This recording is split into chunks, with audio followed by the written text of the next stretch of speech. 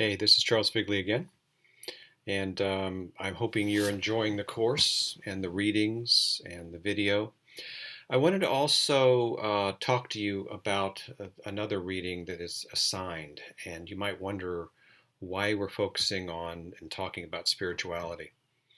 Because the chapter by John Wilson and Tom Moran, both friends of mine and very wise guys, all right, wise men, not wise guys. Uh, they were able to actually write an entire book, and what we chose to use was a journal article that they published. And what they were saying in the readings, and why we want you to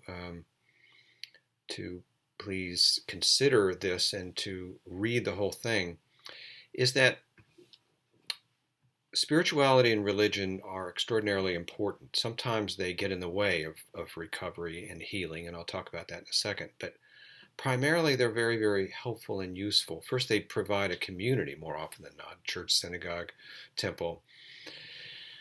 And they are, so you feel that you're not alone, that there are people that think and feel like you do, values shared, etc., etc. But one of the more important roles is helping in meaning making. Bonanno's paper talked about that as well, to try to figure out what the heck is going on. Why?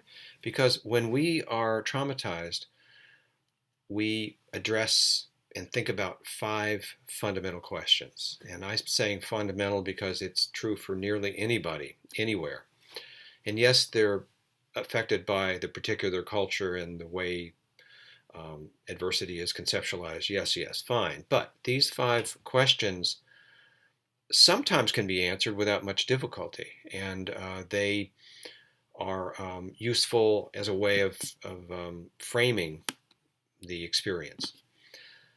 So those five questions are: what happened, or what happened to me? Why did this happen? Why did I act the way I did at the time? Because some people don't really see themselves very often in very awkward or aversive kinds of situations. So they're fascinated by how they behave. Some people feel good about the way they behave, others not so much. The final, the last two questions are: why have I acted the way I have since this traumatic event? Why am I afraid? Why can't I sleep very well? All the various kinds of symptoms following a traumatic experience.